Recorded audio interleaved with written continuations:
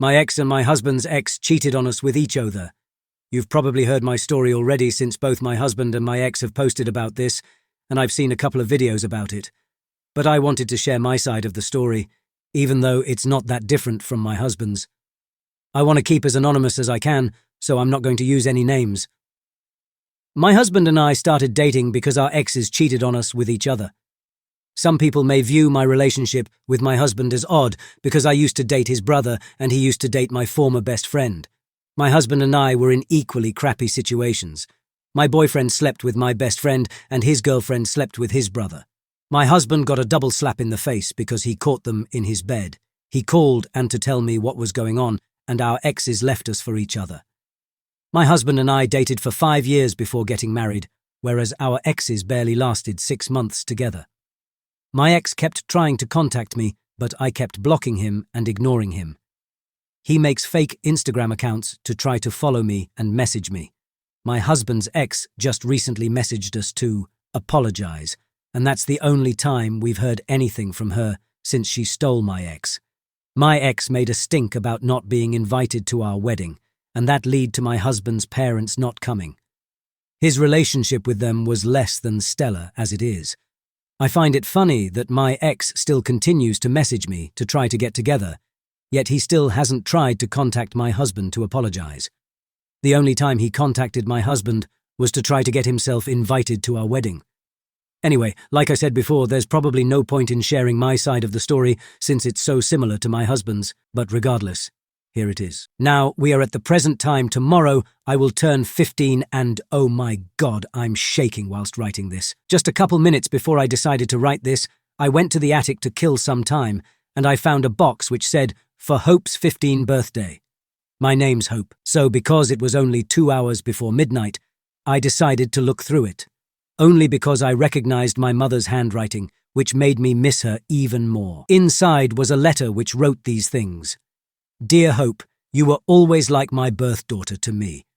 I am so sorry I adopted you. I really am. I only found out weeks after we adopted you about your father.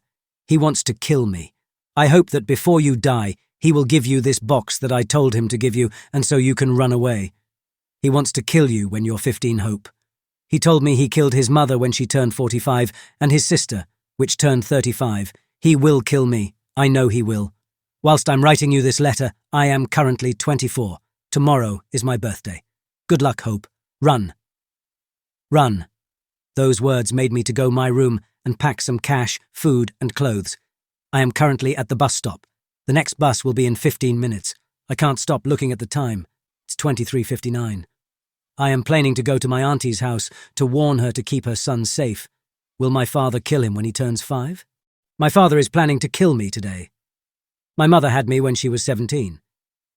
She knew that she wouldn't be able to take care of me, but didn't believe that abortion was the right thing to do, so she instead gave me up for adoption when I was born. I was adopted when I was 2 years old by a loving couple unable to have children. They loved me and raised me as if I was their own.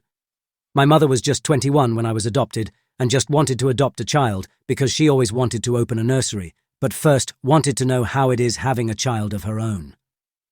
When I was 6 and my mother was 25, she got into a car accident which didn't luckily kill her, but placed her into a coma. She was driving to collect me from school. Nobody knew what happened, and I waited for my mother 2 hours before a teacher suggested to take me home. I came home with my father carelessly watching television. He soon informed me that my mother got into a car accident which resulted in a coma. I cried for days, whilst all he did was watch TV all day. I had to learn to walk to school on my own, and for a 6-year-old me, that was a challenge. Even though the school was rather close, I just got lost on the way a couple times and came in late. My father did work, but not as much as before. He only worked to pay the rent and for a bit of food, which sometimes wasn't even enough.